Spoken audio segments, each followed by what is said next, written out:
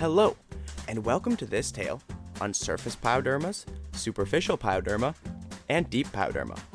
Pyotraumatic, superficial, over the deep? Doesn't that just make you think of a traumatic ship sinking scene over the deep waters? No? Well, it does to me. This traumatic scene will be the start of this tale, and just so we remember that this is pyoderma, we're gonna make it a transport ship. That's carrying banana cream pies, of course. Our Pyo Pie will be the reoccurring prop for anything neutrophilic pus related. To reinforce this, we are going to name the ship the USS Pie. Tragically, it appears as if the USS Pie is crashing into a large rock, shaped like a 2. Everything in this tale is secondary to that ship crashing.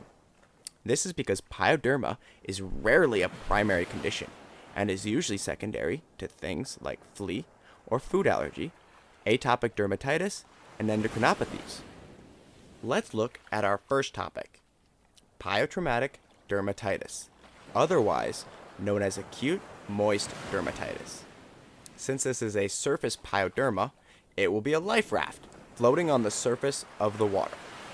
To help us remember pyotraumatic and that it is mostly self-inflicted, we're gonna put a poor, sun-stoked sailor stabbing his own life raft.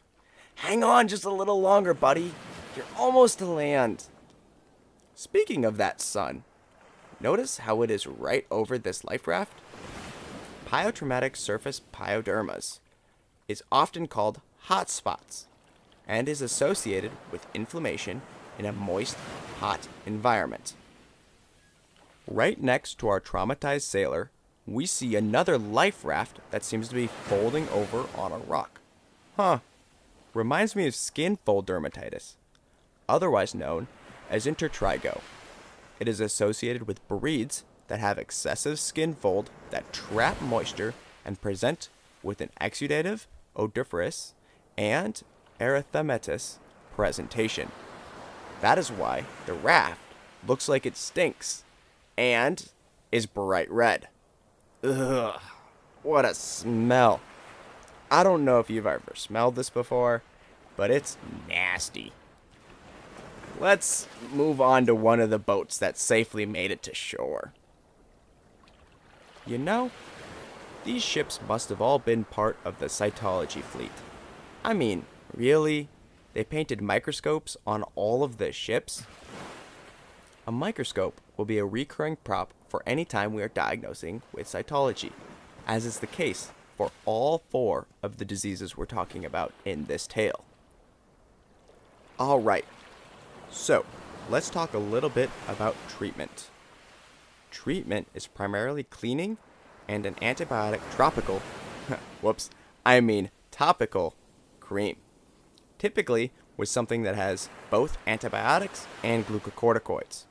Skin fold dermatitis has the additional option of surgical tacking or removal if it becomes a reoccurring problem.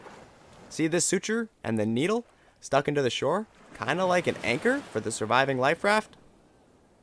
Sometimes, as a side note, you also may need to give maintenance therapy with biocidal wipes. Grab your scuba gear, because next we're heading underwater. Notice all these weird fish? They're kinda strange looking, aren't they?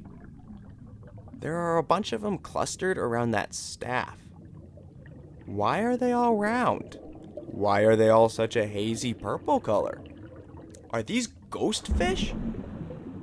Or maybe you could say pseudo fish. These round, gram-positive purple cocci pseudofish are here to remind us of the commensal Staphylococcus pseudointermedius, the most common bacteria to cause all 4 of our conditions.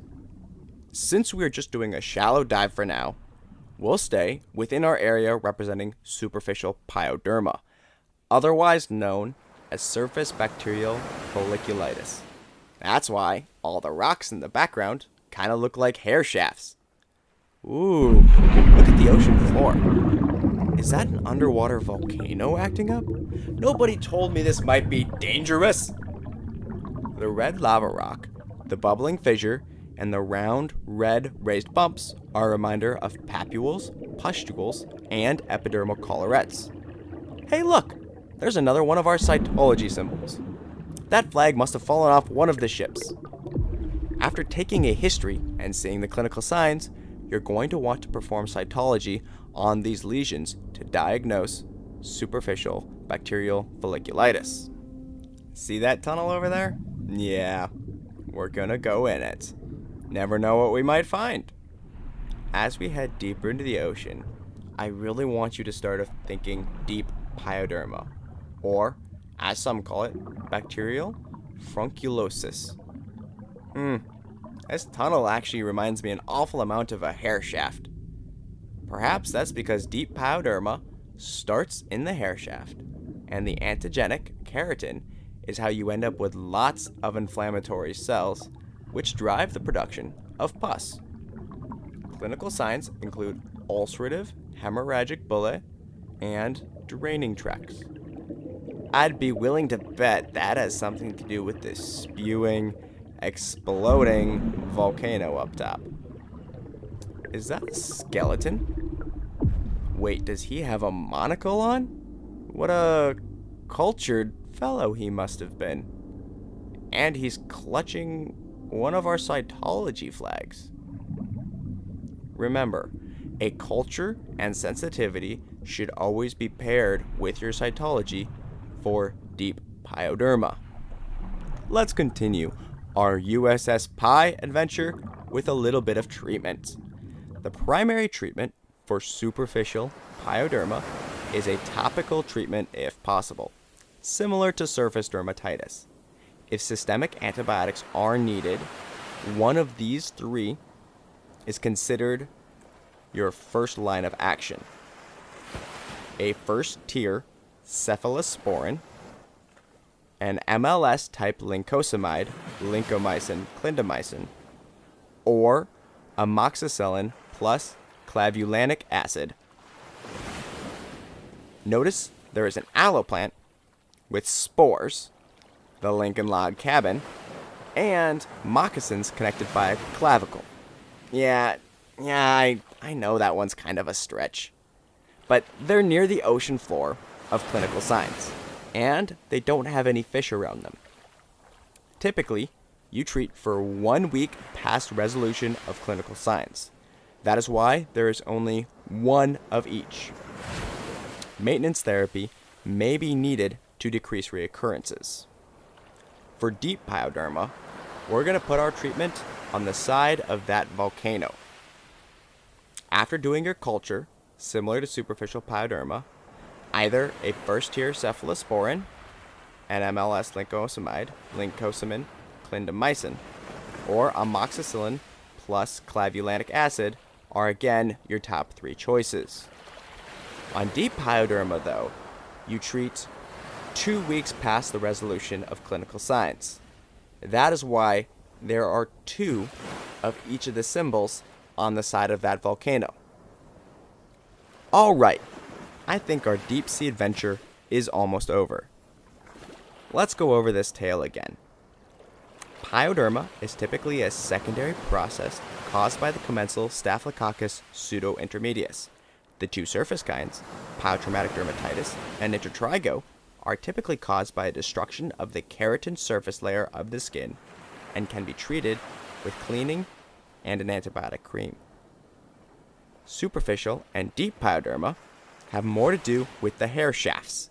Superficial pyoderma clinical signs include papules, pustules, and epidermal collarettes.